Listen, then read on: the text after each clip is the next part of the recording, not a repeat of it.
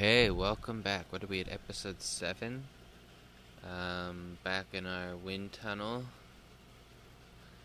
So, I wanted to talk about, I don't know, I might have to think of a name for it, but I want to call it, for now, a provisional title. I'm going to call it Cognitive Independence.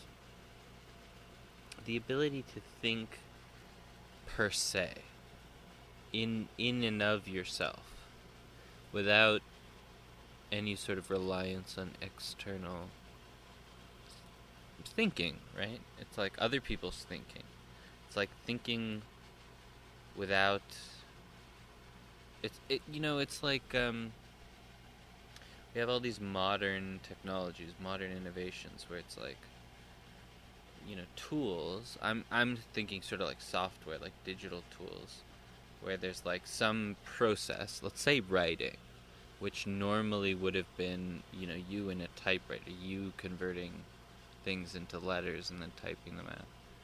But which, with the advent of technology, however primitive our modern technology is, whether that's just like, spell check or, something simple, or whether it's something more significant, more disruptive, that, we have these sort of,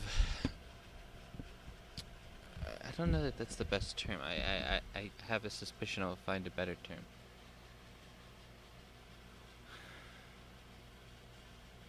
Thinking. You need a sort of a cognitive independence. It's not just influenced from external thinking. There's nothing wrong with having your thinking influenced or respond to other people's thinking. I think the problem, well, do I really even want to frame it as a problem? But I think the problem is when you come to rely on other people's thinking. And I think that, cognitive independence, or maybe even cognitive independence is too ambiguous, but like cognitive self-substantiation, where an idea is forced to, or perspective is forced to justify itself. So the trigger for this, the thing that made me think of this was, I was listening to someone talk, and they kept talking about communism, which is interesting because especially in the United States, in the historical United States, communism was like a huge thing. So I was just recently talking with my grandmother, who was talking about my late grandfather. Do you say late when they've been gone for a while? Passed when I was 9, so that would have been 2004. But anyways, really interesting story. But basically, my grandfather lived in New York, and the details are murky. I was going through several hundred pages of heavily redacted FBI documents. I think there was some sort of, like, as I imagined or fantasized it, he had gone to some communist sort of meeting, and someone had sort of asked him about it, and he had sort of brushed them off, like, well, this stuff is really, the seriousness of this is ridiculous. And then they sort of revealed to him, hey, would you be interested in working with the government? And he said, well, yeah, of course. I want what's best for, he was a patriot, basically. Naive, perhaps, as he himself would have admitted in his later years. But he was motivated because he believed in the communist threat at the time. And so there's all these documents detailing how he essentially was so affable, or so affable but also competent in a way that he very quickly, because the communist organizations were so obsessed with democratic process, they would elect everybody, and he was so well liked, and so he would be elected to things. So he very quickly became a treasurer and a leader in this movement. And there's this quote from the FBI documents. It's interesting because, you know, entire, you know, entire not just entire pages, but like entire sections of pages are completely redacted. And so at the beginning there's this list that says these pages have been completely redacted and don't appear at all. And then of the, you know, the other 500 pages or whatever, you know, these are redacted, but the pages are still here because there's some element on the page that isn't redacted. Then you look through it and like 3/4 of the pages are 100% redacted, or the unredacted text is just some like generic filler or something. So like there's the very little information. But then there's these little nuggets where like there's this huge block of text and like one intermediary sentence isn't redacted, but everything else is redacted. But then the intermediary sentence is like kind of flattering, like sort of like mundane, like not particularly important, but also sort of flattering. So it's like somebody reviewed this and was like, well, we need to release something. And like maybe we can release this like positive sentiment while redacting all of the actual technical details. So anyways, there's this quote wherein they say like the agents reported to him, my grandfather, with much glee, and that verbiage they reported to him with much glee is like in these redacted FBI documents. That I think it was the local the New York has its own Bureau of Intelligence, its own local FBI within the state. And the state FBI approached, you know, the national FBI, the actual FBI, and said, "Hey, here are the top, you know, communist leaders within the state of New York, and therefore some of the top leaders in the country. You know, see if this intelligence is helpful." And the FBI sort of came back and said, "Well, actually, this guy, he's one of ours. Like he's working for us." So this apparently was I don't know that amusing is the right word, but there was much celebration that the top one of at least the top communist leaders in New York and therefore the country was one of their plants, one of their moles. And so my grandfather at the time sort of you know, charmed his way into the upper ranks of the Communist Party's activity. And through being a high ranking at one of the central things, you know, there was like 20 or 30 different little communist, I don't know, clubs is probably an appropriate word given their disorganization. Why was I talking about this? I was talking about cognitive independence. You know, thinking about ideas for themselves rather than in response to other things. So anyways, the reason I was thinking about this was this person, I was just listening to something and they kept talking about communism and the evil of communism. And there's something so inherently and obviously paradoxical about that to me, and that's kind of what I wanted to talk about to sort of resolve it. It's like communism. What is communism? And it's like, you know, the answers to all such existential questions is the same. Communism is a word. The question is, what do people mean by the word?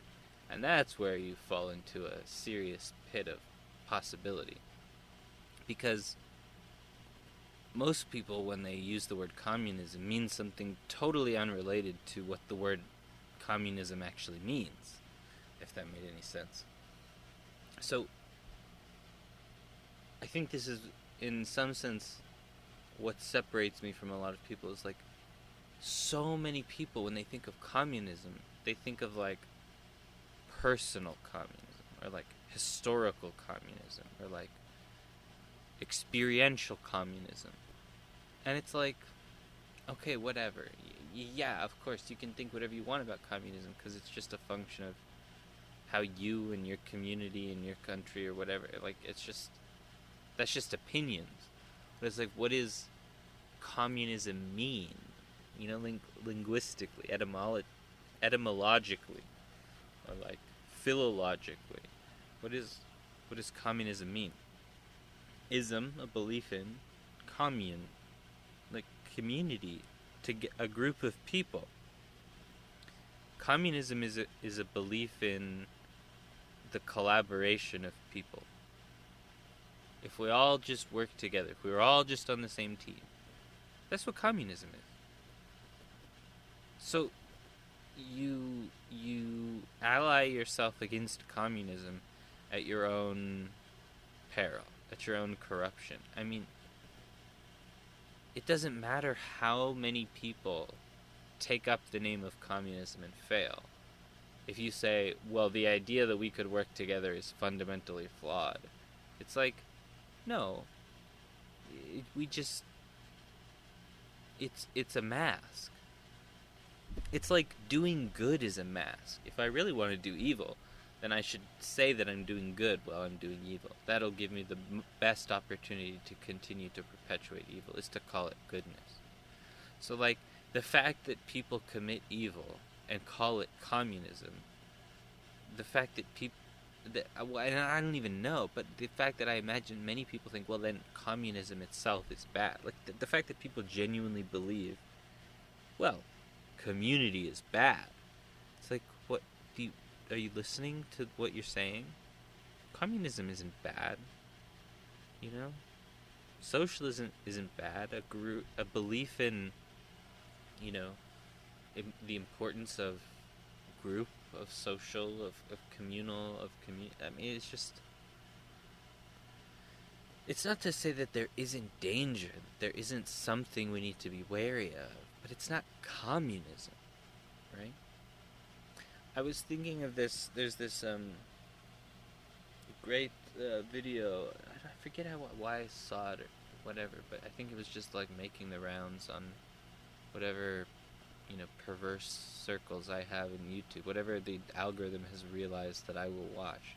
But it was Margaret Thatcher, and she was giving a speech. Gosh, it'll take me too long if I try to think of it, but basically it was this epic quote where she said, like, the reason that, communism, I think it was, or maybe it was socialism, but the reason these ideas are fundamentally opposed to freedom is that if you're free to pick what you believe in, you might not pick their belief.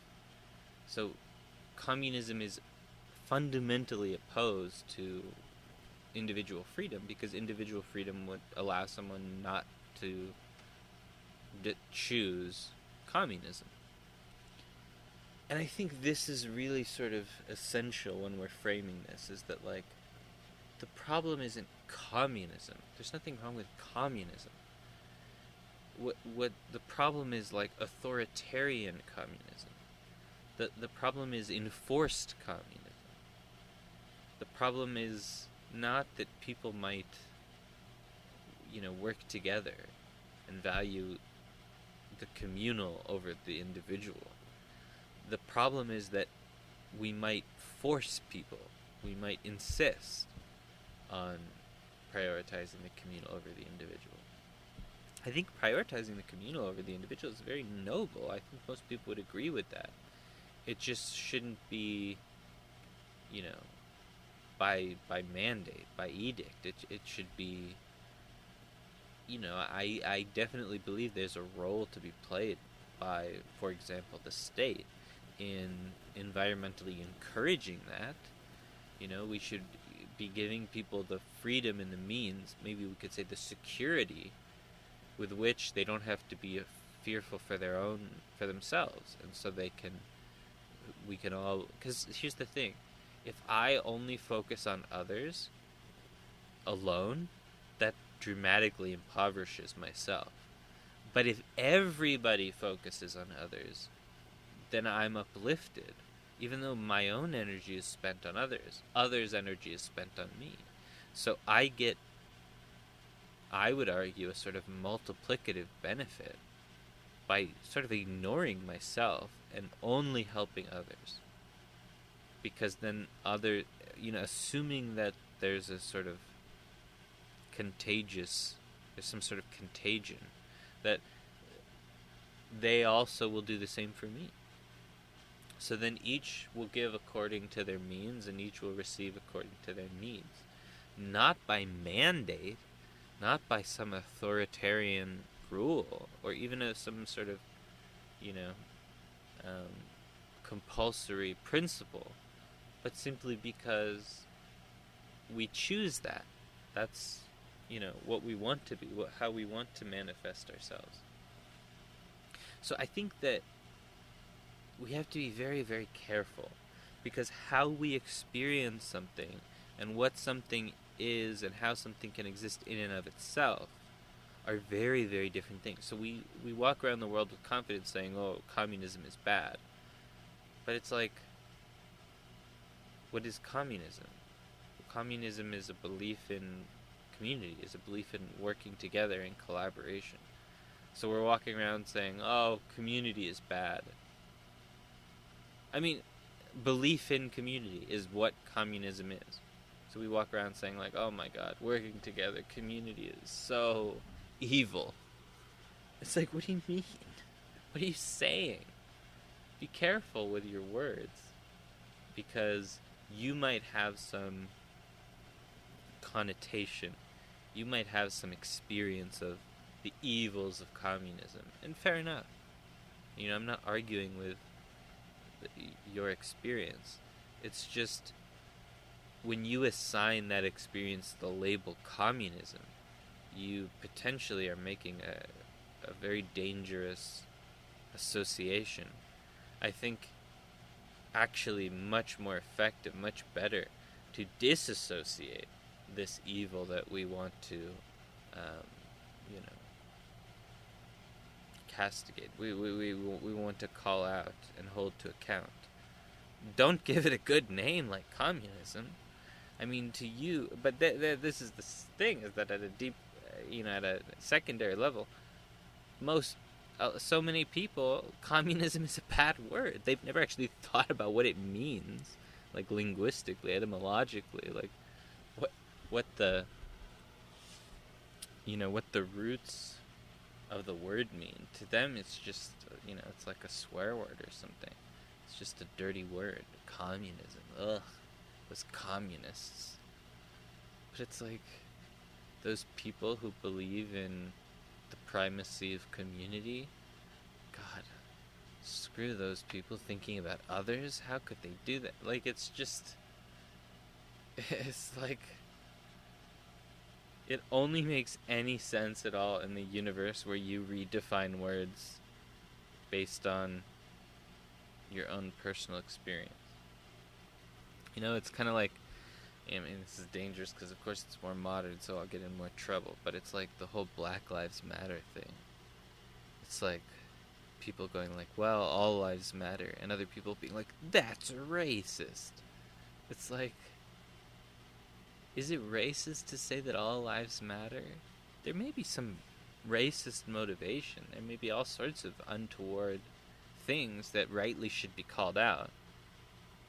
But if you allow, like, if you believe that, then they're co-opting that phrase, all lives matter. Well, whatever. This is maybe not the best example, but like, if they're co-opting that, and then you attack them, but accept their co-opting of that language, now you just look ridiculous, because you're saying, oh, basically like, all lives don't matter. It's like, no, they do, but that's not the point. Don't let them make that be the point. Don't accept their, false rhetoric. If you believe that their rhetoric is false, then you can't accept it. I mean, I don't know, this just seems like there's a lot of, I think this goes a little bit back to what I was talking about actually in the last episode with the principles of Aikido, is that, like, in some sense, there's some dimension in which the purpose of conflict, the purpose of combat, of fighting, of arguing, is not even necessarily to win. It's to force your enemy to debase themselves. It's to force them to, lower themselves into the mud. whether or not, you can gain the upper hand in combat sort of is secondary. I mean, that'd be nice, but the fact that you got them, you know, writhing, rolling around in the mud, is the is the much more important victory. So I feel like there's a lot too many, but a lot of people getting sucked into their enemy's plans while imagining themselves to be self-righteous. They're taking a stand for what's right, and they're doing the right thing and saying the right things and taking the right risks and being brave, and they're doing all these things, and they have no concept that it's like, yeah, that was the point. That was what your enemy wanted you to do. They literally were intentionally provoking you so that you would, defend this in this particular way.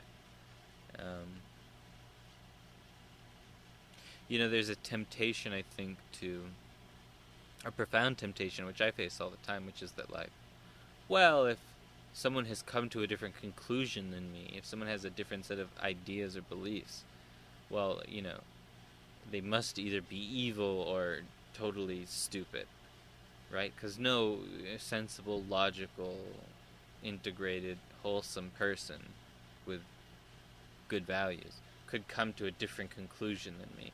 So they must be, they must be evil. I forget how this sentence started, but I think that's a very dangerous temptation, is to otherize people. I think, again, going back to the last episode, one of the it's not even some like moral or ethical value. It's just like one of the most effective techniques for defeating an idea you don't agree with is to ally yourself with it, is to reorient yourself, is to hold that belief for a moment and then work your way out of it. So if I recall correctly, at the end of the last episode, I was talking a little bit about possession. So maybe we can talk a little bit about possession. I think I defined it a little bit, but just to put it briefly, again, kind of a weird word, but it literally, like, the idea of being possessed by a spirit or a demon. Like, there's this animating force, this identity that has entered you, is not you, or not necessarily you, but has entered into another being.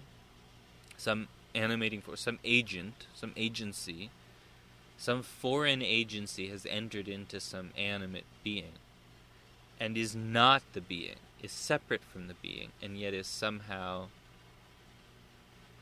more in control, or is, guiding or leading or preeminent to that being's individuality, which is such an interesting concept, because I think that's like maybe one of the most profound techniques for transformation.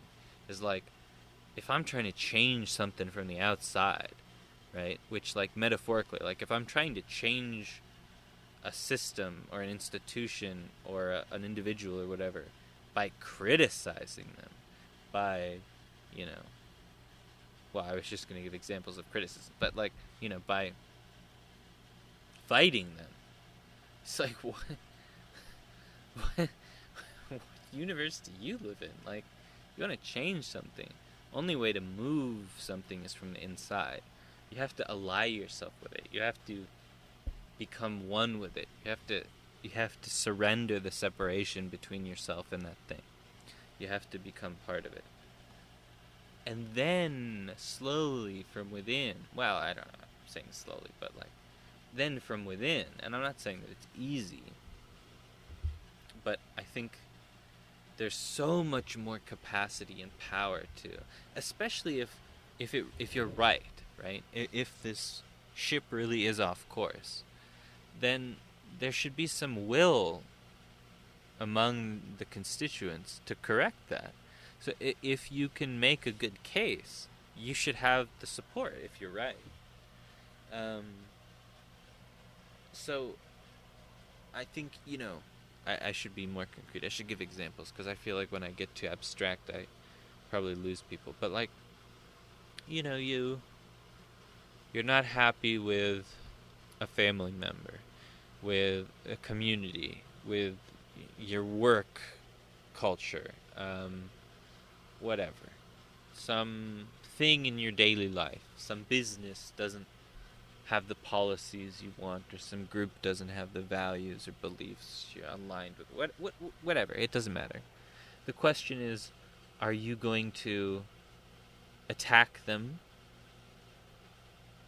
And it almost seems silly. I almost struggle to phrase uh, what the inappropriate, or what the sort of quote unquote bad thinking is of, like, somehow I'm going to change them by criticizing them or something. It just seems implausible. It just seems silly.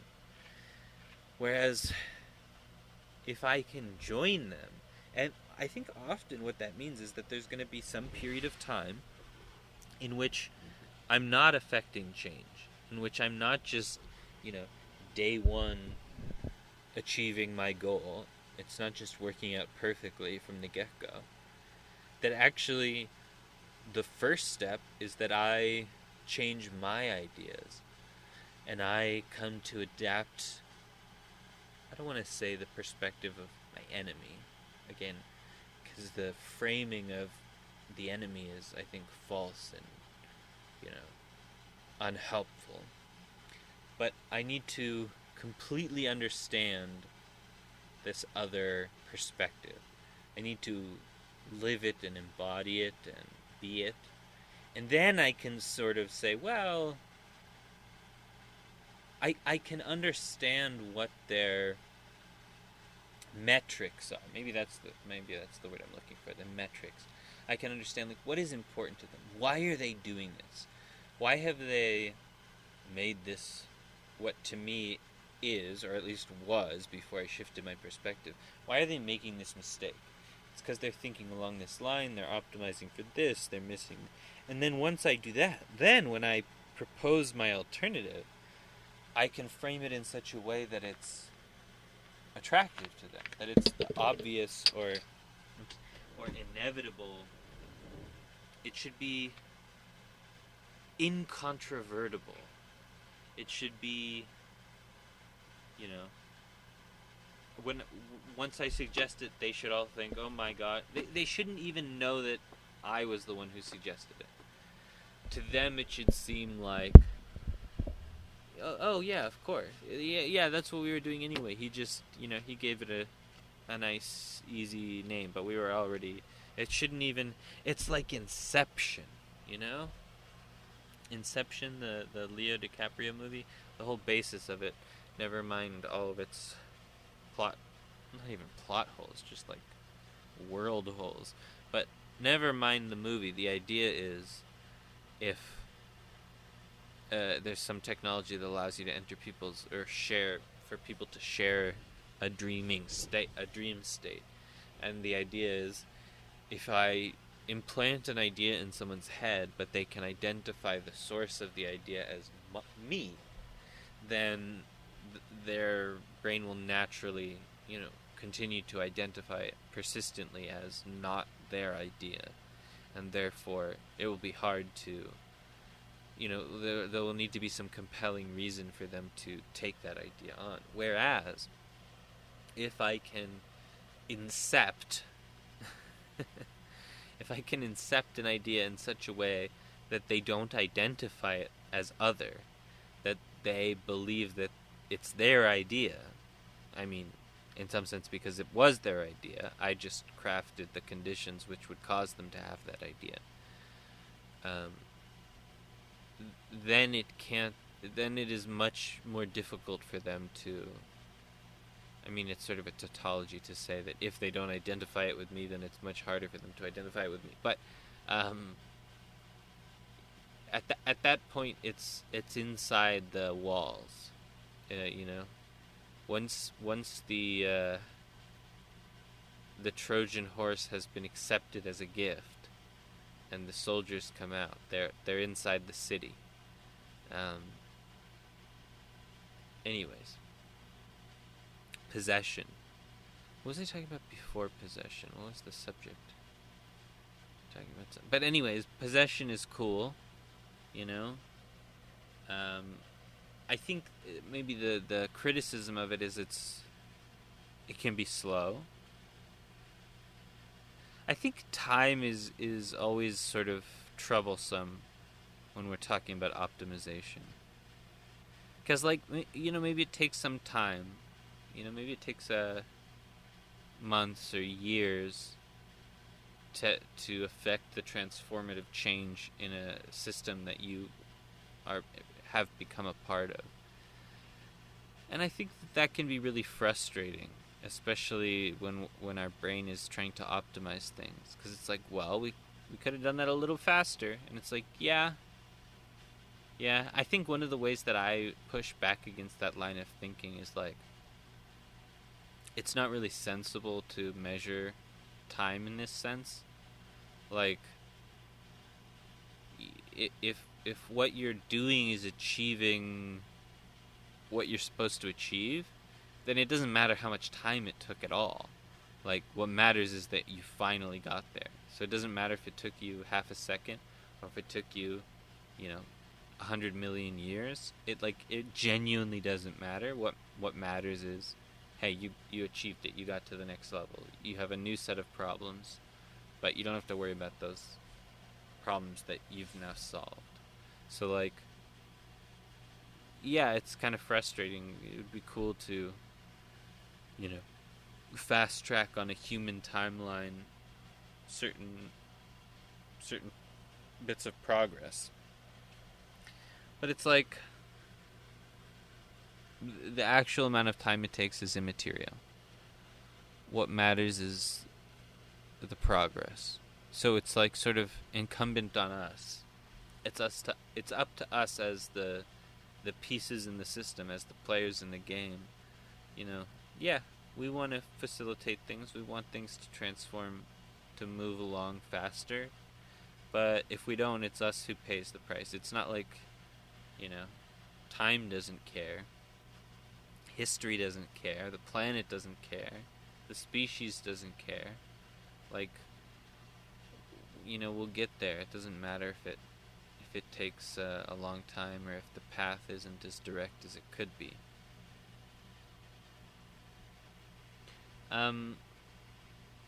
We're talking about. Initially, we were talking about communism, and language, and independent language. Is independent the word I was using? I think it's the word I want. It's like so many people use language in this referential sense, where it's like you're talking, you have a conversation with somebody, and like if you're not, tuned in, let's say, if you're not skillful, it you could potentially have a longish conversation. It could go on for quite some time before you realize, oh, this person has no idea what they're talking about. They are literally just repeating and regurgitating some very vague notion of what they think other people think, how they imagine but they've never actually, they don't know the information, they don't know the details, and they kind of don't really care at a fundamental level.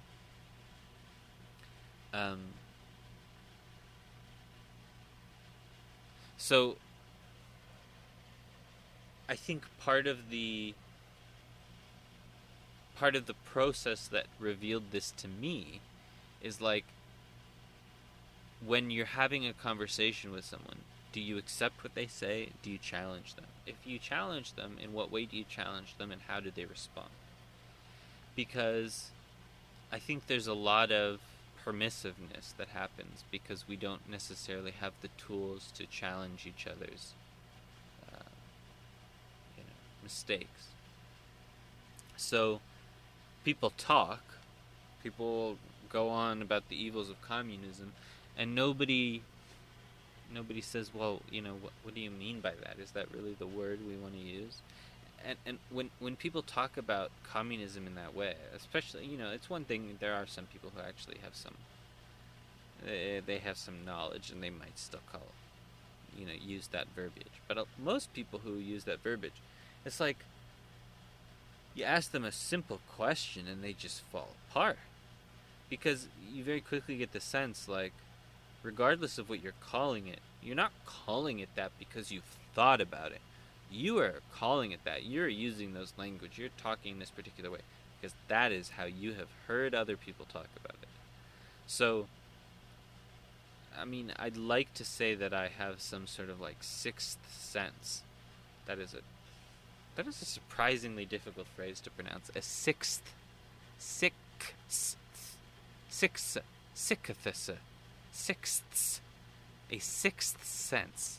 especially if sense, sixth sense. Okay, Julian, focus. I'd like to think, although I don't think it's really true, that I have a sixth sense for when people are talking in language, in terms that they haven't really thought about, deeply or independently, or maybe, like, I don't know, maybe to be charitable, like they haven't thought about sort of linguistically, which is maybe like the most irresponsible way to talk about something. Like, it's one thing to talk about a subject you haven't thought about. It's another thing to talk about a subject using words you haven't thought about. That's just like a whole level of sort of irresponsibility that is just, and most people, like, if they're talking about something, even if they accept that they're talking about something that's sort of abstract or complex or, not not commonly thought about, still, their attention, their thoughts are on the concepts and the ideas. And it's like so few people seem to be as obsessed with language as I am. It's like, language is so stupid. It's so dirty. It's so cheap. It's so gross. I don't want to talk about language, but it's all we have. It's all that there is between our ideas, between our concepts. The only thing that exists, the only interface. It's kind of like, I don't know, way back in the day when I was, a little kid playing on my Game Boy. You could trade Pokemon with other people, but you needed this very particular proprietary cord, and you had to do particular things. And like, it was very. It's like, if you want to communicate, okay, but you've got this very limited set of protocols with which to communicate. And so, communicating anything, I'll say definitively, but like rigorously, maybe, very, very, very, very hard. So, a lot of times I hear there's someone that opens their mouth, they start talking, and I just think, I can't even really directly. I feel. What's the opposite of drawn? I feel repulsed. I feel somehow discouraged from actually engaging with their ideas, because it seems obvious that the words they are using are not actually representative of the ideas they are wanting to contend using. It's like, with the example of communism, it's like they're not talking about what we might call a capital C communism. They're not talking about per se communism. They're not talking about a novel idea of communism. They're talking about, that thing that we all know, that persistent thing which we've named communism. So it's not a prospective communism. It's like a retrospective label of communism. So then it's, it falls victim to all of the failures and, you know, pitfalls. I don't know what am I trying to say, of the historical communists, which means that any old, insane, controlling dictator that decides they want to call something communism now is cited as a reference point for why we shouldn't believe in groups. It's like, what? Like, surely any intellectual, anyone with any modicum of ability to think, needs to understand the categories of, like, how other people, what would we call it, like a colloquial usage of a label? Like, what even would be a good way of explaining the colloquial usage of communism? It's like, tyrannical authoritarian dictators who hide themselves behind a mask of communalism. I don't know. It's like, it just seems. I think when was I talking about this? Was this early in this episode, or was this a previous time? It's like there are multiple fronts in any sort of conflict, right? Like, you might have a war that has a certain battlefront, and the war, a real war has many fronts itself, but those are like battle fronts. But then a war is fought because of, political decisions. So there's like a political front to a war. But then political decisions are made because of, social. So then there's a social. But then the social is manifest because of practical concerns. Okay, so then there's a practical front. Well, then the practical concerns are manifest out of ideological concerns. So then there's an ideological front. So, like, any conflict has fronts at, potentially many different levels.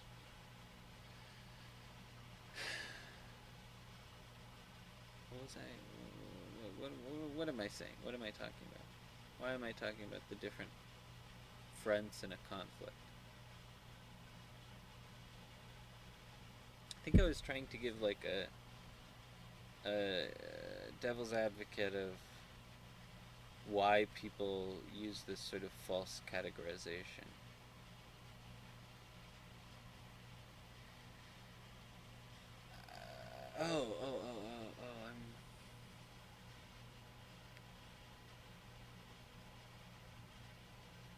Well, anyways, I'm not allowed to stop talking, so I have to talk my way out of this. No thinking, no silence, no process, only stumbling out loud. Stumbling out loud is better than orderly thinking silently, which is kind of an insane thing to say, and yet in this format, it seems obviously to be the case.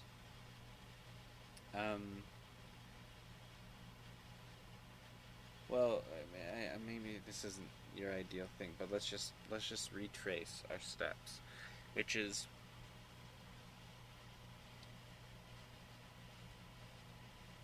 and I just had it and it left. Communists.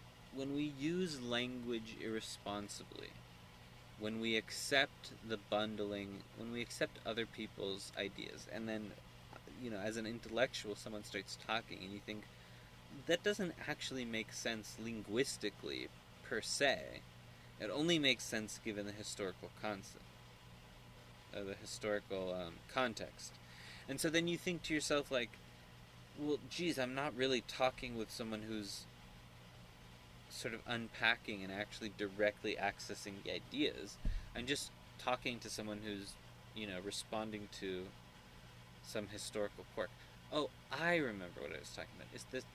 There's this, like, deeper level, and I say this knowing how dangerous a word like deeper is to describe this, but, like, in all conflicts, there is some sort of hierarchy, and therefore there's, like, these deeper levels of the conflict. And regardless of how a conflict manifests or instantiates in the real world, there's always a conceptual conflict that underlies any sort of practical conflict. And in the context of the conceptual conflict, you actually win the conceptual conflict when your enemy accepts your framing of the conflict, right? We may even, me and my enemy, let's say, may even both agree that we are in conflict and the same kind of conflict in this particular way. But if I allow them permission to label and categorize the conflict in their own context, regardless of whether I win the practical quote-unquote war, I've lost the conceptual war, because I've given them, God, what is Peterson? Oh, Jordan Peterson calls it ceding the linguistic territory or something. He has some, funny phrase. But it's like, I feel like there's this experience of people thinking they're winning,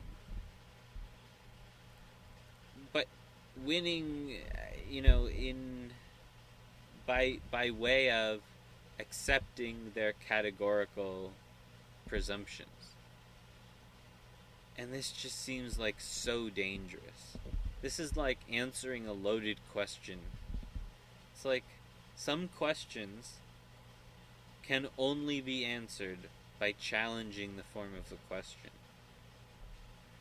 And I think that this happens most profoundly in a linguistic sense. Because if somebody else has, framed some idea and said, well, these ideas, we're going to call it this. I wish I don't know, wish is a strong word, but I don't know that I'm using these words correctly because I haven't actually read 1984. But this idea of double speak, or, this idea of the battlefront or the war front being in a domain of language, I think is really profound. And I think we, one of the greatest disservices we do ourselves is we're fighting a battle in the domain of language, but we convince ourselves that we're fighting it in a domain of concepts. We convince ourselves that we have different concepts and we're battling ideas and all this kind of stuff, but we're really battling language. And I think we would be chastened by that realization, which is why I think we choose most often not to realize it. Because it's easier to imagine that our enemies are stupid or foolish or wrong or, ignorant, misinformed. I think it's easier to castigate the other and otherize our enemy, and it's easier just to believe in evil than our own,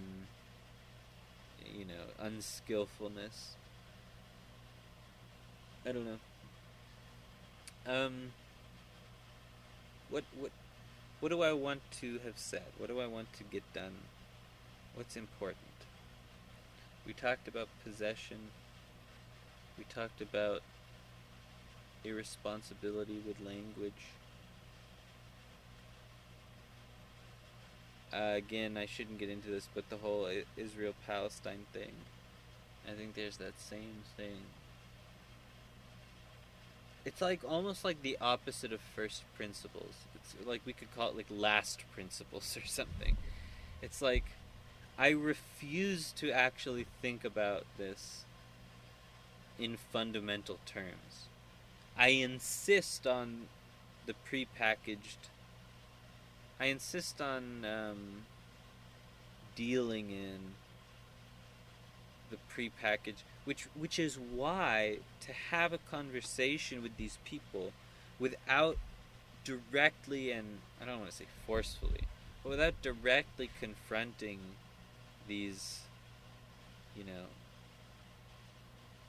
what's a good word? um, these categorizations. I really want an adjective, but maybe the adjective is inappropriate to categorize their categorizations as inappropriate or, you know, wrong or whatever. Is there a relationship between linguistic misapprehension of, you know, concepts and possession? I mean, I think there necessarily is, just because, you know, possession. Interesting. I feel like, you know, like in the context of Aikido, well, at least that's how I'm thinking of it. But the concept of possession is sort of like, there's a way of thinking of it as diametrically opposed to um, confrontation, right? Confrontation is external opposition, whereas possession is, regardless of what it is, whether it's, you know, because it's not necessarily opposition, but it is still a sort of otherness. But what's most, I think, fundamental, at least in the way I'm thinking of it right now, about possession is that it's not external. When something possesses you, it's from the inside. It's, you know, you can't defend against possession by putting up a wall. If you put up a wall, once you're possessed, that wall just traps the spirit in. So, you know, I think that's it's potentially a solution. It's potentially, I mean, I hesitate profoundly to use the word like cure, but you know, possession, even a lot of what many Aikidoists would consider non-confrontation, it's still, even though I may be quote-unquote harmonizing with you, I'm harmonizing with you from the outside. I'm cooperating, I'm blending, I'm whatever. I'm aligning myself with you as an other. Whereas possession is, you know, I'm aligning you, yourself, from within you. There's no me external to you. Possession is, you know, diving into the belly of the beast, into the belly of the whale. It's, you know, it's.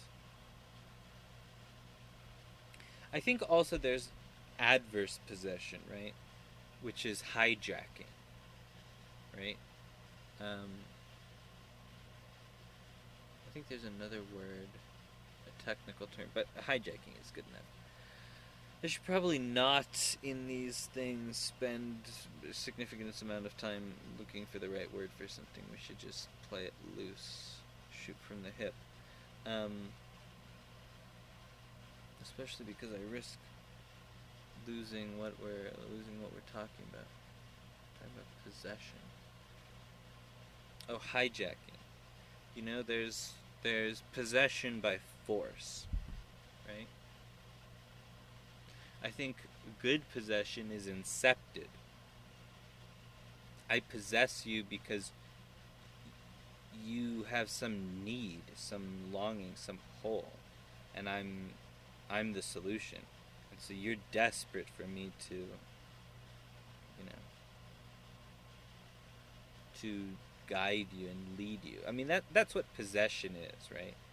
It's guidance. You know, if I'm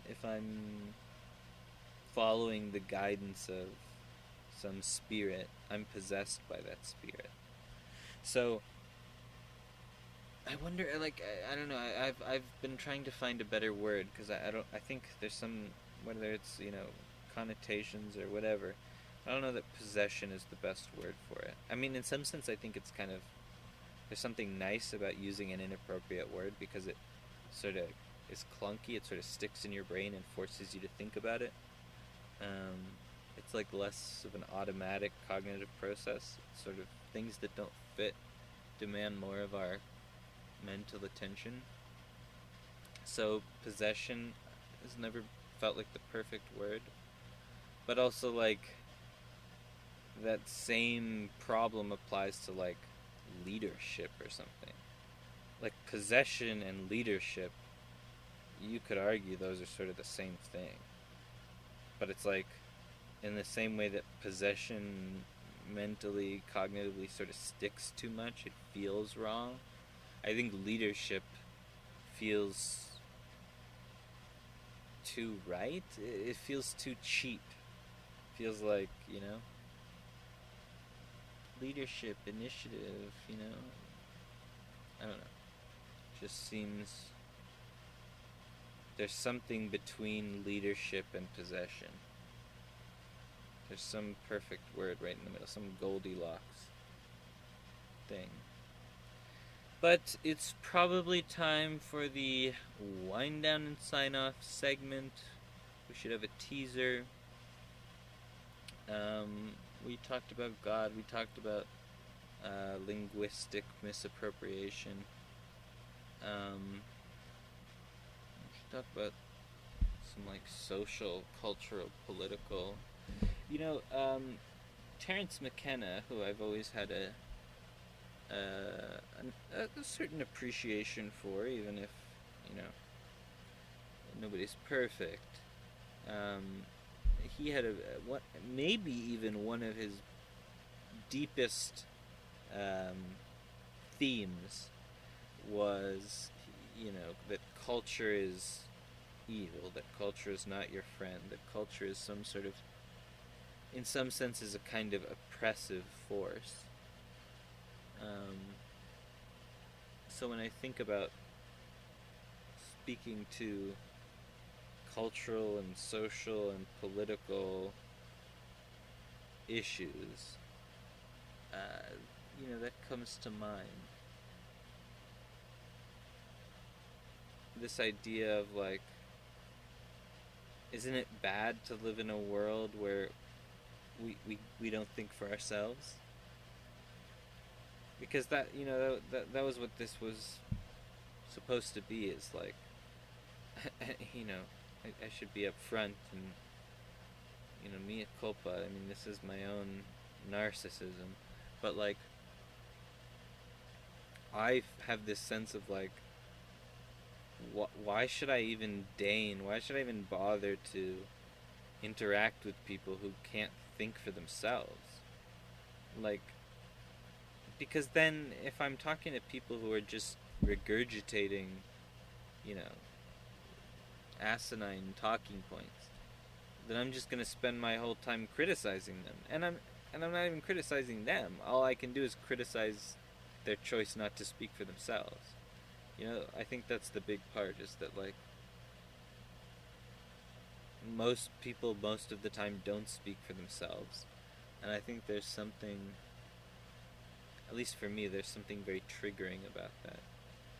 It's like, you might actually be right and I might actually be wrong. Like, I'm totally willing to accept that. But you're not even going to think for yourself? You're just going to... I mean, that's just like insulting. You think you can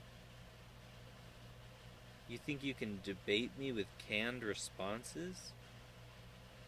Baby, you can win this debate. I'm more than happy to be wrong, and I will take foolish positions, gladly, just to create the opportunity. But if you think that, I'm gonna roll over, and